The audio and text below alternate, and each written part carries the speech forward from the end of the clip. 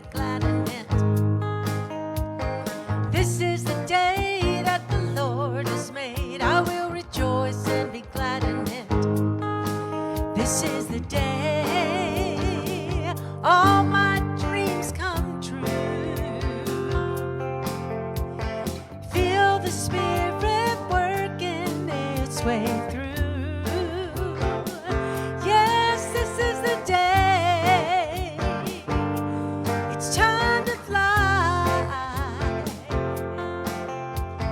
higher and high up in the sky. This is the day that the Lord has made. I will rejoice and be glad in it. This is the day that the Lord has made. I will rejoice and be glad in it.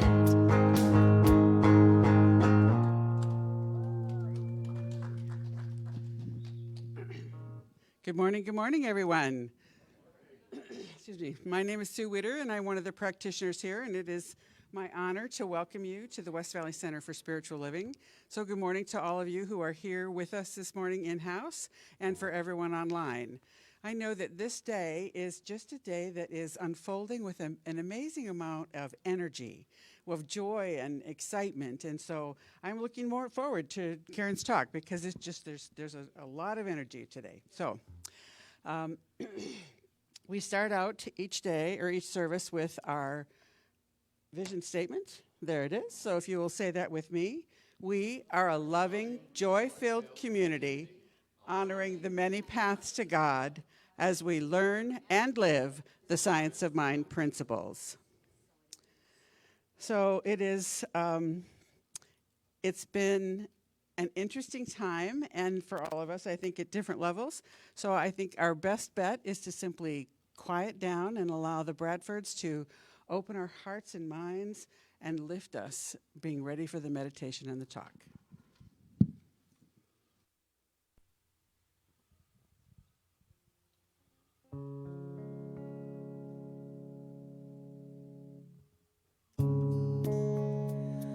Oh, so just take a deep breath. Connect inside with that peaceful place where Spirit resides.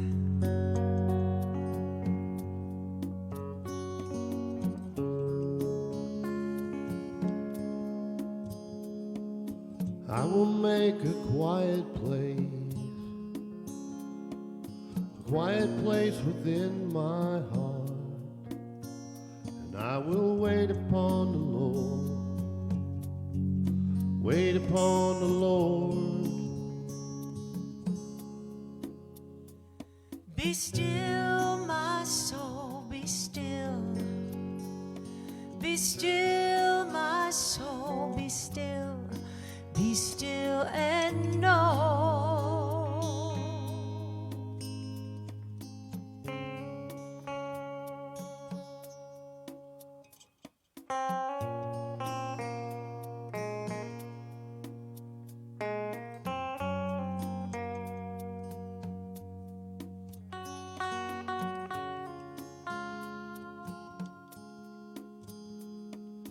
I will make a quiet place within my mind. I will wait upon the Lord, wait upon the Lord. Be still, my soul, be still. Be still, my soul, be still. Be still and know. I will make a quiet place within my life, and I will wait upon the Lord, wait upon the Lord. I will make a quiet place.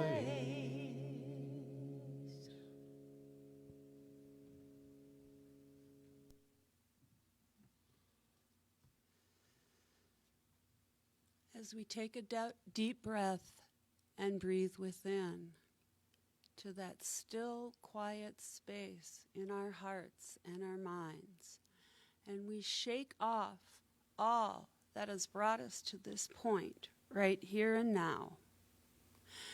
As we open our hearts to the one mind, the one life, the divine intelligence of pure beauty, hope, pure love and joy, pure freedom, pure oneness with that divine expression which I call God. And I know that it is in and it operates within every fiber of my being. And as it operates within me, it operates within each and every one of us here.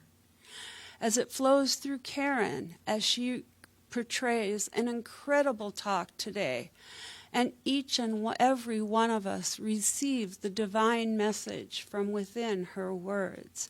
As we listen to the Bradfords' music, full of joy and love and honesty, we acknowledge that synthesizing music flowing through us. And we are grateful for the knowingness that we are one with this divine spirit of love flowing through every fiber of our beings. And with gratitude in our hearts and our minds, we open ourselves up to the amazing words as we release it and let it be done. And so it is.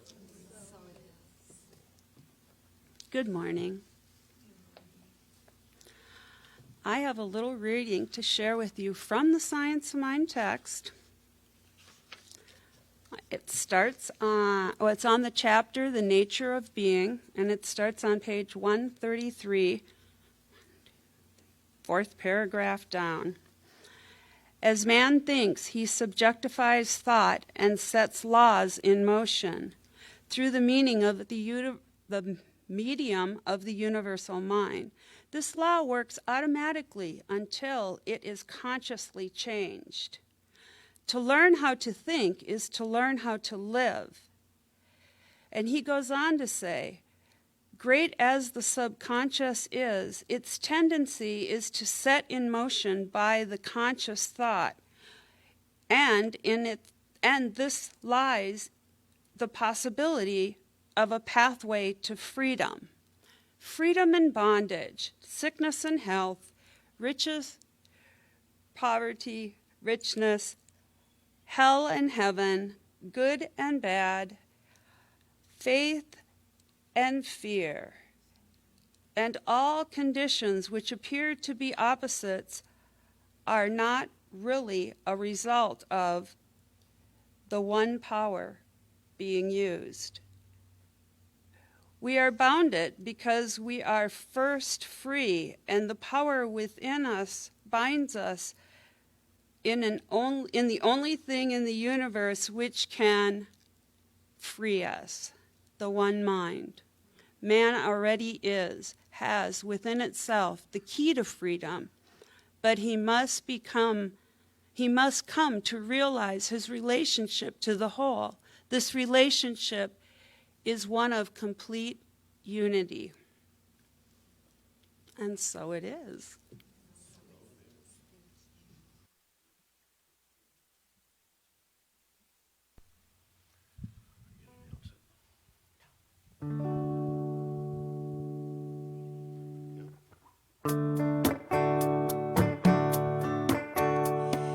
Think of your fellow man, lend him a helping hand, put a little love in your heart. You see it's getting late, oh please don't hesitate. A little love in your heart, And the world will be a better place, and the world will be a better place for you and me. Just wait and see. Another day goes by, won't you give it a try? Put a little love in your heart. if you want the world to know, we won't let hatred grow. Put a little love in your heart, and the world better place, and the world will be a better place for you and me. Just wait and see. Wait and see. Take a good look around, and if you're looking down, put a little love in your heart. I hope when you decide kindness will be your guide. Put a little love in your heart. Now let me hear you. And the world will be a better place, and the world will be a better place for you And me. and me. Just wait and See, yeah. Put a little love in your heart. Put a little love in your heart. Put a little love in your heart. Put a little love in your heart.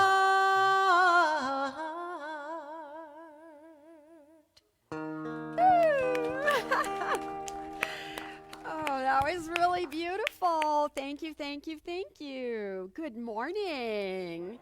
It sure is wonderful to see you all. I am Reverend Karen Rice, and I am the senior minister of this spiritual community, and I'm really happy to be here. Are we good? Okay, I'm just checking in. Before I begin this morning, I want to acknowledge Reverend Susan Peterson, who was on the platform with me this morning. Reverend Susan often sits in the back, and she's fairly quiet, and I have been aching to use her on the platform, and she has finally agreed, and so what a privilege. You know, we have some really substantial ministers that are a part of this community, and you know, we have Reverend Noli up here right behind Julie. We have Reverend Cheryl Hawkins, and of course Reverend Clyde, but right next to Reverend Noli is Reverend Sandra Hopper, who comes from Unity, and she has also agreed to serve on the platform with us. So we're going a little interfaith here. So thank you, my dear colleagues. It's so lovely to be able to acknowledge ministers. We are first responders of another kind, aren't we? We're always there.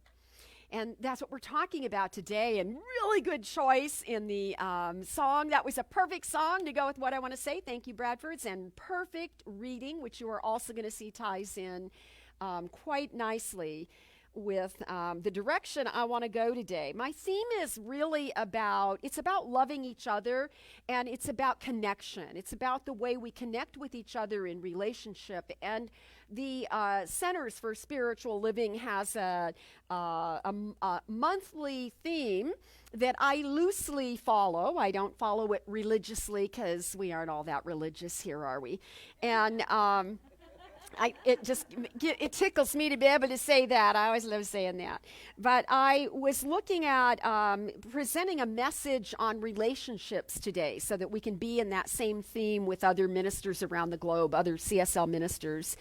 And I found that I really needed to use my most favorite quote from Dr. Ernest Holmes, the founder of this teaching, my favorite quote on love. It's the most powerful words I think he's ever said. I have told Sue Witter many times, I have a big giant picture frame in my office that I'm waiting so we can get some letters made, and I'm going to put a portion of this quote on that wall. That's my desire. Maybe when we get the new carpeting, we'll do that. And here's the quote. It's found also in the Science of Mind textbook. I found it on page 298. And you know, I always say, I know if you come here every Sunday, you hear me say, it's my favorite passage in the Holmes book, you know. But this one is definitely, I have to promise you, top 10, possibly top 5 of my favorite Holmes quotes. And you will know why. Listen to this. One of the first things to do is to love everybody. If you have not done this, begin to do so at once, because there is always more good than bad in people. And seeing good in people calls it forth.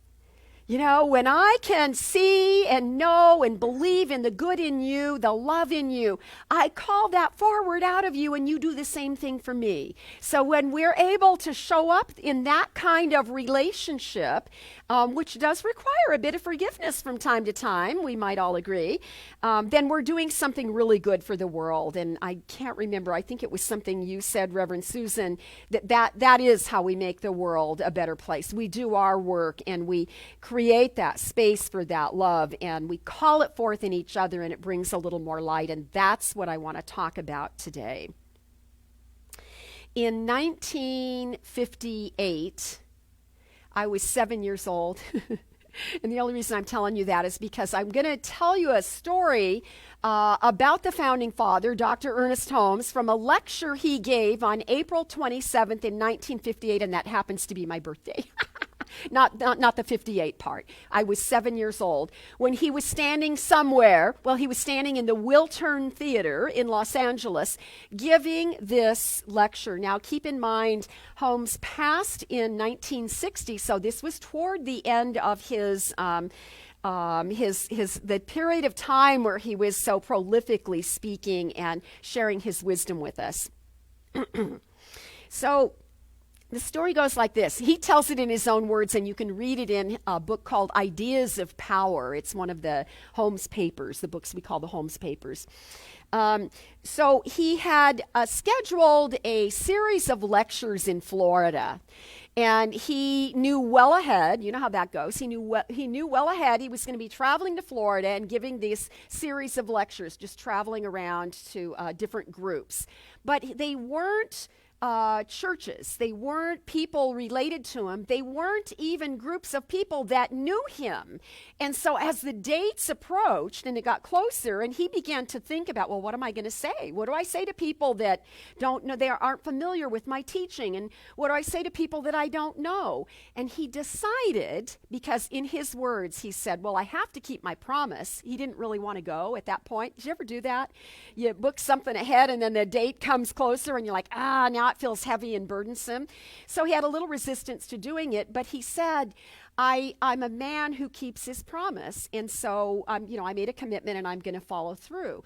So he decided to do what he called an experiment. And he decided that he would pray every day simply to love the people. People he'd never met. He has no idea who's going to be there. He prayed every day to simply love the people, and he did it as an experiment to see what would happen. So he travels, and he starts giving these lectures, moving from the next one to the next one, and he continues this prayer. He keeps affirming that he's going to stimulate the expression of love. He actually called it, he said, my only business is to make sure that love is transmitted. Is that good? Is that really good? Because you get an idea of movement. It's not like he's not there just to give them. He's going to make the movement of love happen in that setting. And he said that after he completed each lecture, people want to come up sometimes and converse with the person that just delivered the message. And without fail, these total strangers were saying things of this nature to him. They said, it must be so wonderful to be loved by so many people. The way people love you, it must be so wonderful. Now keep in mind, he prayed to love them. And so this is such a beautiful story of how love is transmitted, that we just set an intention and we open ourselves to be that conduit, to express that love and to let it flow in our experiences and to expect to see it. So Holmes conducted an experiment. All he did was pray to love the people. The most incredible thing happened. He witnesses this overflowing love, and he then has an experience of it in his own way. Love expands. That's the nature of love. The nature of life is expansive, but love has something really amazing in it. And so I'm completely convinced, in fact, it's our jobs as ministers to remind people that you have an instinct for love. You know, it's already in you. It is inborn. You are created in the image and the likeness of the one that created you. Not mom and dad, but God, something bigger, spirit, that essence, that infinite intelligence of all the universe. And so we have an instinct for that love. But it does seem we equally have an instinct for that sort of primal need to protect ourselves. And when we do that, we shut down our ability to transmit love, because there's something else going on. You know, you can feel it. I can think of, like, if I'm having my walk in the neighborhood and I hear a large, what sounds like a large dog bark on the other side of a wall, sometimes it will startle me, and you can kind of feel the blood pumping, and, you know, you can feel the way it rattles you. And so when that happens, we have that primal urge to be guarded. And what we don't want to do ever in life, as little as possible anyhow, we don't want to guard our hearts. We don't want to hide our love behind some kind of protective something. Because when we do that, that's when we bump into sorrow. That's when we're disappointed. Those are the times where we have deprived ourselves from that exchange of that vibrant, beautiful, divine love and the experience of it in our lives. So it's sort of a cruel thing we do when we feel the need to protect ourselves like that. So we don't notice it, but there are habitual patterns that we use because it's that primal mode of survival. But I found this Rumi quote that expresses this idea of love and this idea of connection and relationship that we're talking about today. This Rumi quote says it so beautifully. Your task is not to seek for love, but merely to seek and find all the barriers within yourself that you have built against it. Right? See, we just do that out of the habit of trying to protect ourselves so that we aren't hurt. But this great quote, Rumi, by the way, I forgot to look it up, but I think, if I'm not mistaken, is about the 13th century that Rumi's poetry is dated from, about the 13th century. Now, if that quote sounds familiar, it's because it's almost identical to the Course in Miracles. The very opening page, the introduction of A Course in Miracles, says the same thing. That this course will not teach you love. You cannot be taught what love is. You can only be taught to notice where you are building barriers inside yourself against it. And that, for many, is a beautiful, clear purpose of life, of living, of relationships. Dr. Holmes understood this in that same lecture when I was 7 years old in 1958 on April 27th. He spoke to the idea in that very same lecture where I read the opening quote. One of the first things to do is love. Do it at once. Love everybody, because there's more good than bad. Seeing that good calls it forth. In that same place, he said, there's no such thing as good and evil. This is where your reading was spot on. There's no such thing as good and evil. But because each of us is given this power of creative thought, then things can appear evil. Right? So I was thinking of how life, sometimes you get walloped and you're like, whoa, I didn't see that coming, what's up with that? And then I have to I want to ground myself again. I want to return to love. I want to, get that fear in get it out of me and look in a reasonable way at how I want to respond to whatever the situation is that's going on in my life. So it's in many ways, it's like waking up from a nightmare, a scary dream that seems really, really real. Until we get ourselves awake enough. Sometimes you have to get out of bed and walk around the house a little bit to shake it off, and yet it's an appearance, it is that duality of believing in good and evil. And the spiritual path invites us back to take a broader look, so that for just a little while, even if it's just for a little while on Sunday morning or whenever you watch the recording of the message, it brings us back home again. Holmes also went on in that lecture, and he said that, Jesus came and had a pretty powerful message that was not well received by all the people. Jesus, the great teacher, was harshly criticized. People called him evil. Some thought that he was dangerous, and certainly for the way the government was changing in those days, there was something to be feared about people waking up. Not much different than today, I guess. Now I think about it. We didn't plan to say that. Moving on quickly. And Holmes said the most interesting thing. He said the reason that people could criticize Jesus, but Jesus did not become critical of those critics, the reason that happened was because Holmes believes that Jesus understood that everything, life, is in a process of evolution. That things are always changing, and that we, as I like to say, we as human beings are always becoming. I'm a little bit different today than I was yesterday. Actually, I'm a lot different. Now that I think about what I was doing yesterday about now, I'm a lot different, and so are you. So Jesus would not have been surprised. In fact, it's written, that he knew he would be persecuted, and he expected that people would not like him, that he would have followers, but he would have those that would not be happy with his message. And he did his work anyhow. And you know what his work was? It was a message of love.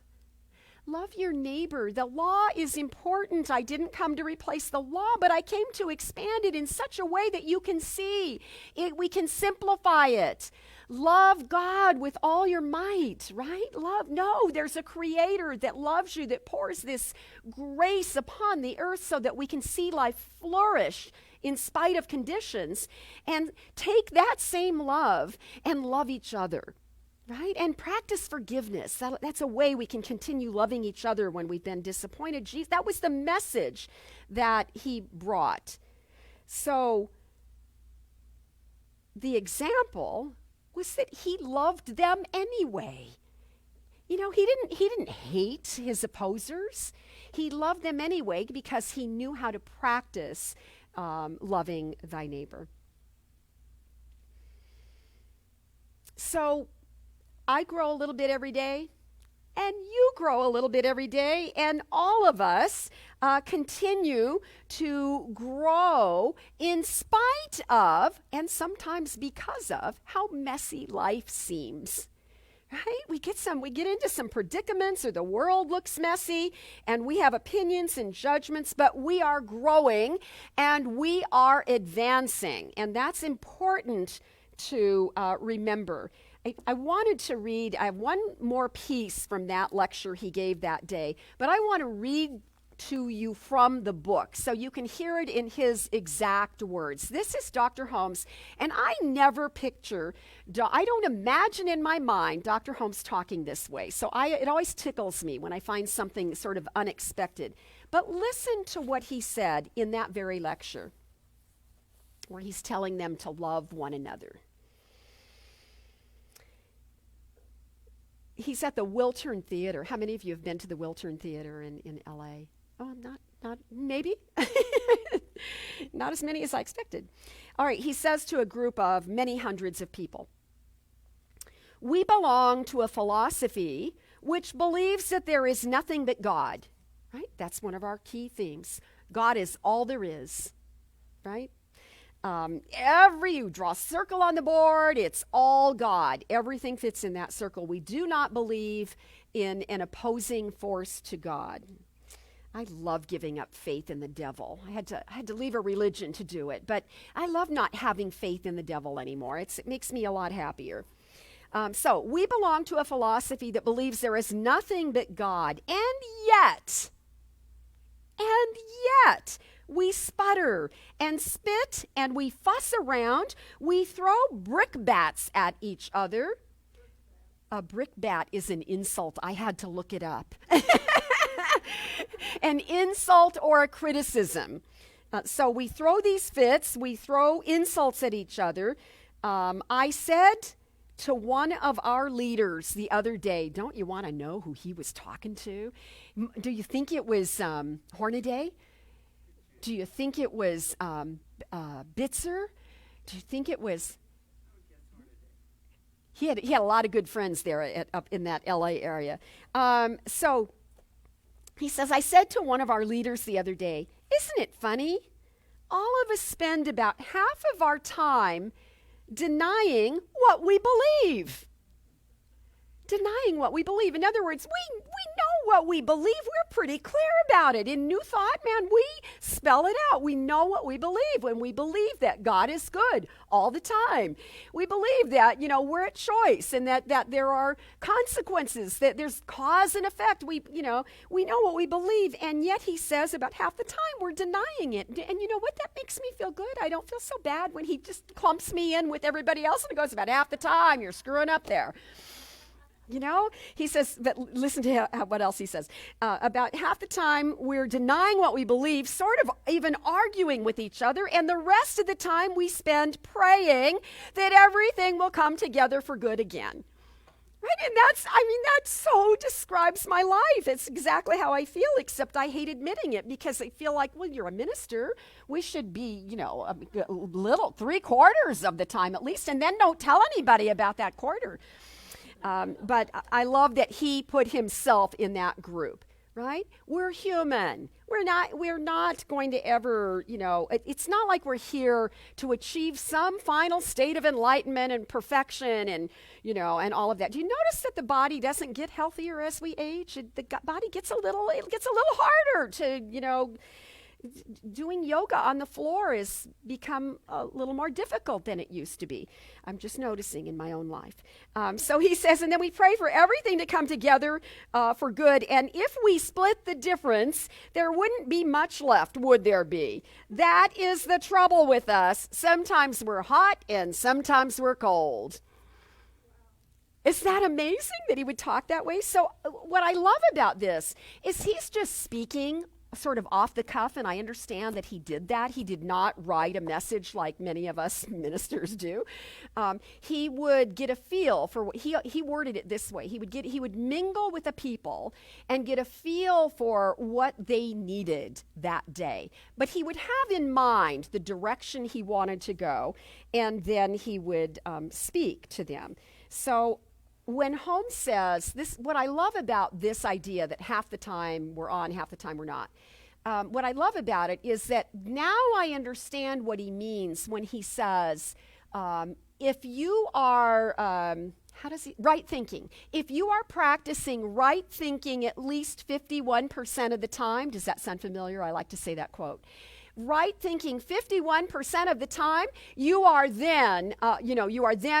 risen above the general consciousness of humanity. 51%, that's all it takes. So that should be encouraging. See, all of us can relate to that then. Now we don't feel like there's an image of perfection we're sort of moving toward. So he's just sharing an observation while he's up there speaking, and he's acknowledging in this humble, beautiful way that sometimes life is tricky. I stumbled on an old book in my library that I haven't seen in a lot of years, and it's the Stephen Covey book. The 7 Habits for Highly Effective People. The 7 Habits book. Do you know when that book was published? 1989. That is 33 years ago. And I bought that book long before I ever, had a vision of ministry or being a practitioner or even being involved in a faith such as this. And I realized how much that book served me back 33 years ago. How that book helped get me ready for this path that now just fills my heart with so much joy. And in that book, Stephen Covey is a businessman. He brings, he's spiritual, but he did not use spiritual terminology. And, I think that's wonderful because I don't think I would have resonated with the message he had for me at that time had he used spiritual terms that I didn't have any way to comprehend yet. So it's a very secular language, and he takes the common themes of, we might say in a spiritual class, we might talk about love as your authentic self, your great reality with a capital R, the core of your being, as opposed to ego, or the S with the, who said that? S with this little s. Who said that today? Oh, what an interesting life this is. Thank you. I heard it recently, that S with the capital S or S with the little s, the small self or the big self. Well, Covey didn't use any of those terms. He spoke about ethics, the ethics of who we are as human beings. And he opposed the ethics of personality to the ethics of character. So character is your God self, and the personality would be the ego self. So it's the very same language that we would use today, but he's doing it in a way that it's more, a broader group of people could hear it and embrace the message that he's trying to deliver. And his message was always that at the core of your being, there's a true self, and that's our essence of what we want to look for and what we want to express, So the quote that I chose from Covey says, the most important ingredient that we put into any relationship, the most important ingredient we put into any relationship is who we are. It's bringing our true self into relationship with other people, your authentic self. So we can't be authentic all the time, and certainly there are times where it's appropriate to not say everything you're thinking out loud. I haven't learned that lesson well yet, but there's hope for me, except I like being authentic. Now, where we get into trouble is when we defend our personality. Have you ever been in that? Have you ever been in that position where somebody's trying to correct something, usually somebody very close to us, is trying to sort of groom us to be a little less whatever it is that is overbearing in that moment, and then you say something like, but this is my personality. You knew who I was when you married me, and you sort of defend your personality. And that's when we're not really being authentic. That's a really good example. And the problem with being inauthentic, which, by the way, we are most, the people that suffer from the people that suffer most from our little personality quirks are obviously those people that are closest to us, the people that we live with. Because when we go out in public, we try and behave ourselves, right? And we try and do the right thing and look the right way and say the right, don't say the bad things, and we attempt to be loving. But in some ways, many of us cross that line to where we are now we don't even know what's authentic anymore. So it's really important to come home and remember. It's why we have to have a talk like this every so often, because we want to bring our whole self, as Covey says, into our relationships. So that doesn't mean it's okay to do harm to that loved one. On the other hand, however, that is a real part of relationship. And in fact, the great sociologist, the great spiritual Amazon woman, Jean Houston, what a force for life she is. Jean Houston tells us we should be possibilitarians. Yeah, isn't that great? So she's an amazing woman. She, by the way, personally knew my hero, Teilhard de Chardin. She knew him. She was a young girl, a teenager, and she lived in New York City, and they used to take walks together every day, and she knew him as Mr. Teilhard. She had no idea he would be so famous and well-known and have such a huge contribution to our spiritual well-being as we continue to evolve and advance spiritually. But anyhow, Jean Houston has said, and I think it's so important to repeat this every so often, that the most sacred of all wounds come from family. happens we do that with each other. And so there's a reason that that happens. It's not that we're cruel and we're mean or we intend to be mean. It's that all of us are kind of prickly or we have sharp edges.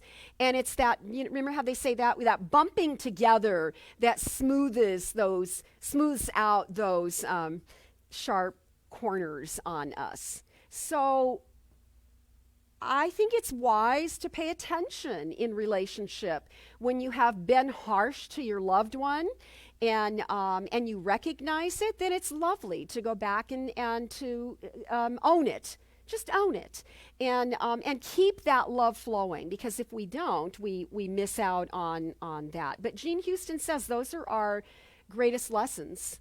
Those are the sacred wounds, she calls them, and they most grow us. So we want to pay attention to all of that. I wanted to give you this as your takeaway today. Put a lot of thought in this, and there's a couple of pieces to it, so try and follow along with me. How many of you enjoy gazing at the stars? Just about everybody. How many of you can identify at least one constellation in the night sky? Orion?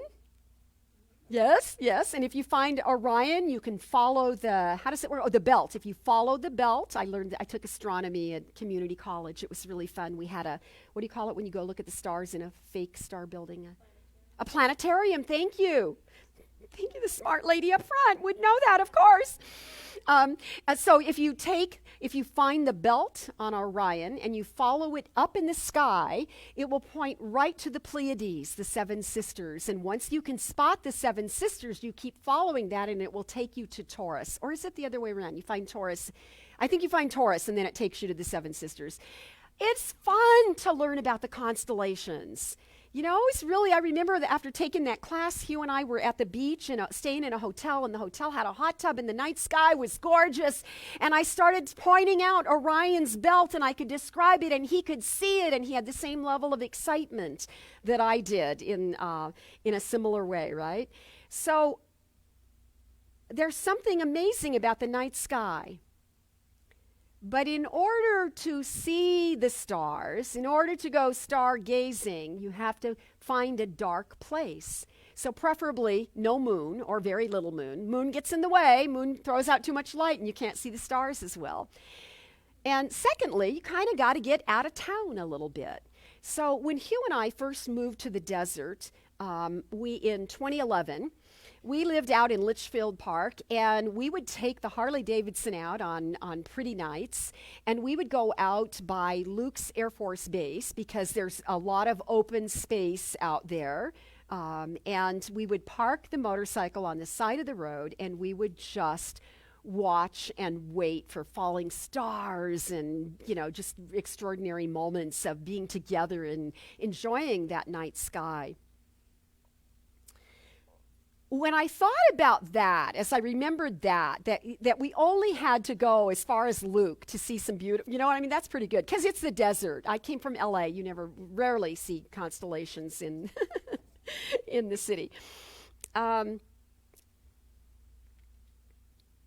remembered that there was a time in I'm going to guess 79, because all four of my children were born. And we were living in Arkansas, and we were driving to California to visit our families. Hugh had a little old rickety green Datsun pickup truck. And it had a very simple camper shell over it. And so he built a platform inside that. You're going to like this story. He built a platform in there so we could throw all of our luggage, which was really probably pillowcases and stuff. We were young. We had a bunch of kids. Threw our clothing and everything we needed for our trip under the bed of that little cabin. And then all four of the children had to ride back there. They couldn't even sit up. It was pretty little. we wanted to get across the country fast because it was going to be challenging with 4 children in that little of a space. So we drove straight through. And so the night we were in, we took turns driving, right? One of us would try and sleep sitting up. And we're in New Mexico, and it was a hot summer night. I remember how hot it was. And suddenly, the electrical starts malfunctioning in the truck, and we lost our headlights and our taillights and all the lights in the dashboard, and there was no moon. It was really dark, and it became scary very quickly because now we can't be seen on the road, and all of our children. Can you imagine throwing all of your kids in the back of a rickety old Datsun? Scandalous now. It would be scandalous now, but yeah, we did that. Didn't even think it was wrong. Yeah, I know people my age relate. I brought my first baby home from the hospital in a car bed in the back seat of the Volkswagen with no straps or nothing. Just threw her in there. It's like, but we did that. It was scary. It was dark, and I'm the mom. I'm feeling very maternal and very frightened. We're in the middle of nowhere, and off in the middle of all the darkness, there's a dome of light. And Hugh said, "There, we're going there." I don't care what it is. It's got light, and I need to see what's wrong with this truck and see if we can get it, running and safely on the road again. So we follow the light, and which is not hard to do on a really dark night. And we got out in the middle of the desert in New Mexico, and it was a baseball park that was really well lit, and there were children, there were little boys playing. There's probably Little League game, and their parents in the bleachers, So we're in the parking lot, really grateful for the lights, and Hugh is looking for a little piece of metal so that he can make a connection somehow with the electrical, and he fixed the doggone truck, and we were able to get on the road again. But I remember how satisfying it was to see that light off in the distance and to know that we had a direction, that light was like a moth to light, right? It lured us, and it provided safety for us. So then I think, what did we do before electricity?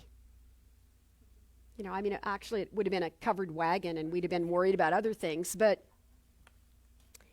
and we wouldn't have been traveling from Arkansas to LA. Do you know that we've only had electricity in the form of light bulbs and street lamps and things that light up our neighborhoods and our homes a little more than 100 years? We have not had that kind of light in our lives for very long. Do you know how old humankind is? So I Googled it I know it's debatable. At least in this faith. In other faiths, it's not. I Googled it, and it said that modern humans, I didn't actually try and define what that is, but in other words, not cavemen. Modern humans have existed for about 200,000 years. 100, 200,000. In the history of humanity and what we call modern humans, we've only been able to light our surroundings for about 100 years. Now, we can see satellite pictures of the Earth at night. And what do you see around all the big cities? You see these splotches of big light, and those are the big cities. And then you see these big voids, and that's ocean. Or you see North Korea, and it's stunning how it's not lit at night. And you can identify all of these things on these satellite images of the Earth. So here's your takeaway. I want you to imagine that. I want you to do this week, and I want you to think about this more than a couple times. Imagine that when I take time to love everybody, and I do that at once, that I am igniting something in me that is a divine light. I'm tapping into that love so that it can be transmitted outside of me. And imagine that you could see that love as a light. And that every time I'm in my 51% of thinking properly, that I'm glowing and that I could be seen from a satellite because it's divine light. And then imagine that love then taps into something in Julie, and now Julie's light is called forth, and now her light becomes big and she can be seen from space. And imagine that then we go somewhere, maybe we go in two different directions, but everybody we pass is illuminated by that light as long as we got it moving, right? As long as we're aware of that love. That light. We're letting our light shine, and pretty soon this globe looks like it's not the electricity now.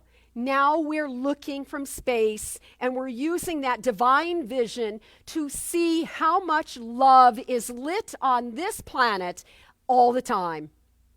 And see, then that gives me permission to be off 49% of the time. I can be me, I can move through my foibles, I can do the stuff on my plate that I got to do, because then others are holding that light. This is a mathematical equation that we are talking about here. The planet, my friends, is not as dark as we think it is. There are thousands and millions of people shining a light that is brighter than any electric light bulb could shine. And we are that light in those dark nights. We are that part of the process of becoming that is lighting the way for others.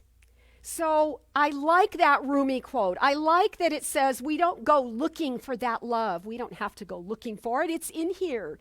We have to create an environment in our own awareness where we recognize that love, and then we can head out and we can shine and we can just be us. We don't have to fix people. We don't have to change our partners, though. Oh, I tried for 50 years to get him to pick up his dirty socks. And all we really ever have to do is love each other. That's how connection grows. So I want to close this morning with a lovely quote I found from Julia Cameron. I found it in the book, The Artist's Way, and she says it beautifully. The world is nothing but a school of love. Our relationships with our husband or our wife, with our parents and our children, with our friends and with our relatives, those relationships are the university in which we are meant to learn what love and devotion truly are. So yes, things go wrong. Sometimes we're unkind. Sometimes we're loving. And if we mix it all together, we're aiming for 51%. And when I can't carry the load, then those people around me can help me, can pick it up and can help me carry it. So let me reread to you the quote I began with from Dr. Ernest Holmes, and then I'm going to add the piece that I haven't read to you yet. Holmes said, love everybody. Love everybody. One of the first things to do is to love everybody. And if you have not done this, then begin to do so at once. Because there is always more good than bad in people. And seeing their good calls it forth. Love, he says, is the grandest healing power on earth. It is our very reason for being. That's what I wanted to say today.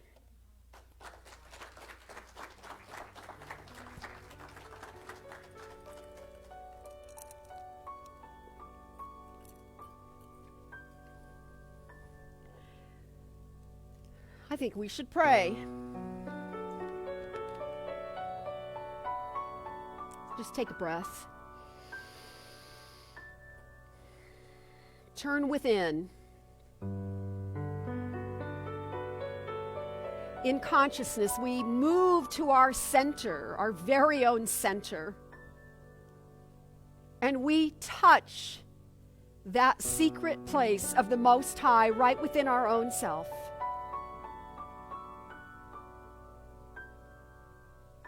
And for a while, we feel the love of God within us.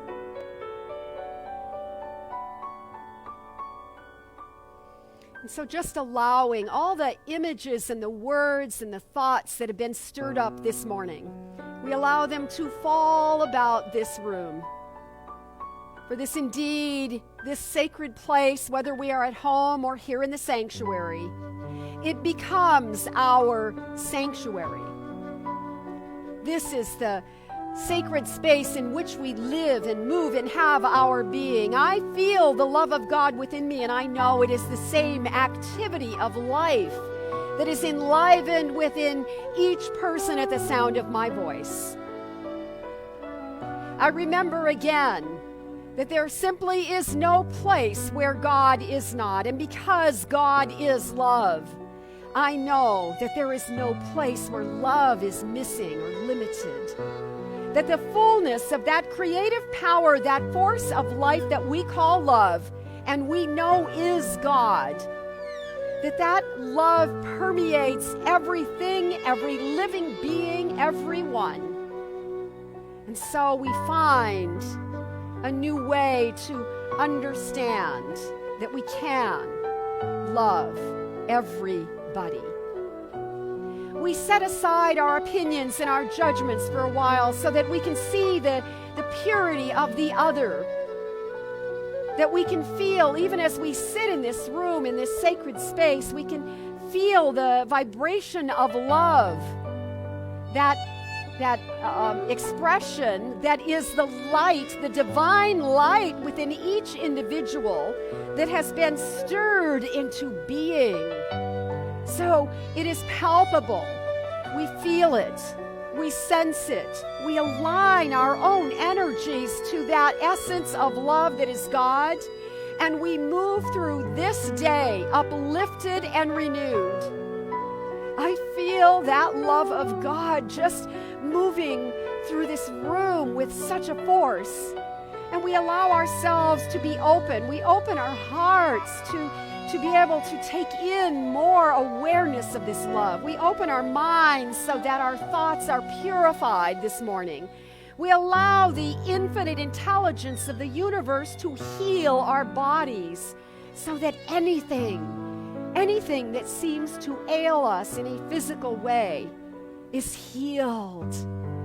That light, that love within us purifies every cell of our being so that we rise not only in consciousness, but in our physical well-being.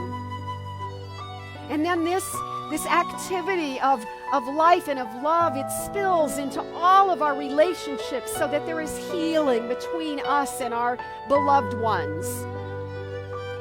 Even ancient wounds can be healed in this power. And so we allow that flow of love to just have its way with us so that we can be great citizens of this community, of this city, of this planet.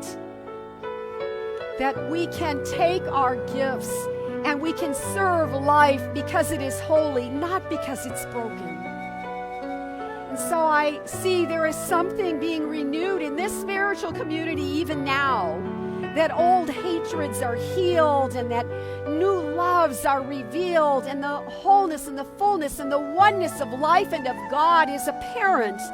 We feel it, we sense it, we taste it, we receive it so that we are washed clean and purified. And we just embody how wonderful it is to be uplifted in this pure and holy way. So I say thank you, life. Thank you, God. Thank you, infinite Spirit, for this day of remembering and becoming aware of the way in which we have closed ourselves to the world or to love.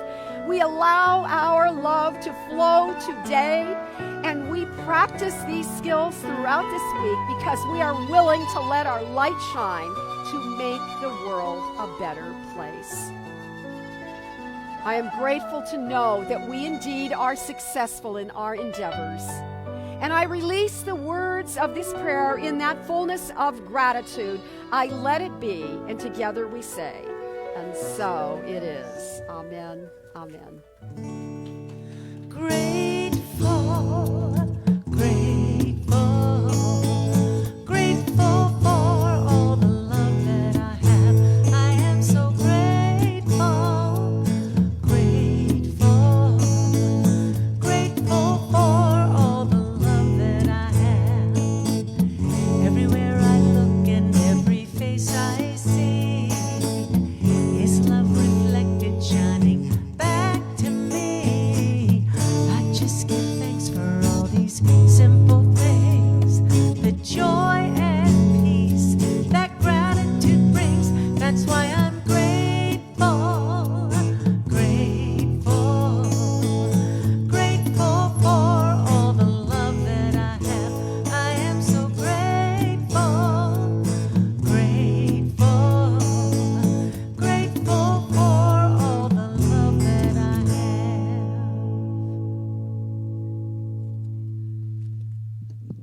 All right, thank you, everyone. So I was just saying to Karen, she has different shoes on today. They have a little spring in them. And so when she was talking, you could see her go, I said, it's your shoes. You have little springs. You were springy today. Well, it was fun. Maybe I'll wear them again. And you know, shoes are important. Yes. Very. All right. Anyway, I digress. So, as you know, we're not passing an offering anymore. There is a box that is on the wall back in the back of the sanctuary, one in the lobby in the bookstore. And so please put your tithe in your hand if you have it, or hold your hands over your heart, and we'll say the blessing, the joyful giving blessing. I live in a consciousness of good. Divine love blesses and multiplies all that I am, all that I have, all that I give, and all that I receive. Thank you, God. So I will tell you one thing I like about how we do this. A lot of centers don't say, all that I am. They jump to all that I have, and all that I give, and all that I receive. And I love the fact that we say, all that I am. That's a big part then of how the giving and receiving flows easily. So thank you for your contributions to the center. Thank you for being here today. It is, am I right, dining with the dudes? It is dining with the dudes. So please be sure to go into Papke Hall. It is so much fun when they're busy whipping up good stuff. And they even bribed Juliana to make something for her. Even though she's not one of the dudes, she was bribed. I hope it's cake. Yeah, and so you got to know the woman knows how to make dessert. So anyway, so go ahead, Bradford, take us home.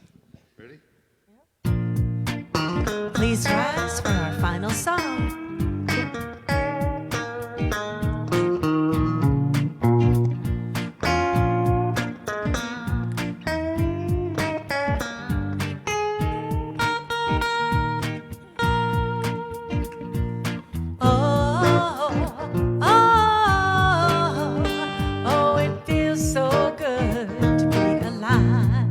Sing that. Oh,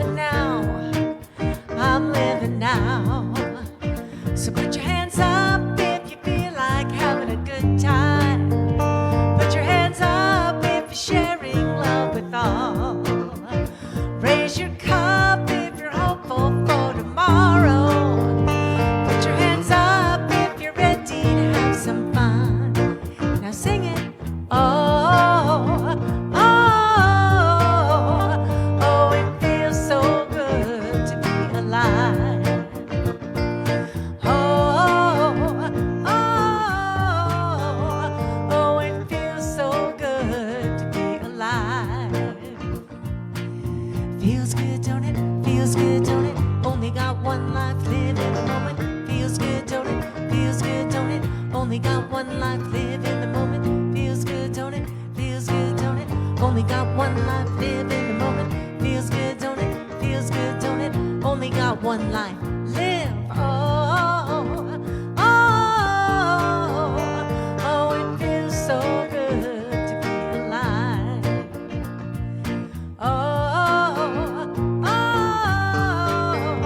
Oh, it feels so good to be alive.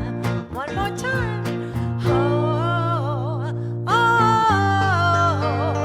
Oh, it feels so good to be alive. Awesome, Bradfords. Thank you very much. So we have a closing affirmation. Let's go do something traditional, shall we? Repeat after me. Something wonderful is happening through me right now. It is this thing called life. Life is in my mind. Life is in my mind. Life is in my body. And life is in all my affairs. Life is in all my affairs. I think it. I feel it. I know it. And I accept it. And I accept it Just the way that it is. just the way that it is. And just the way that it is not. Just the way that it is not. Thank you, life. Amen. Thanks for being here, everybody.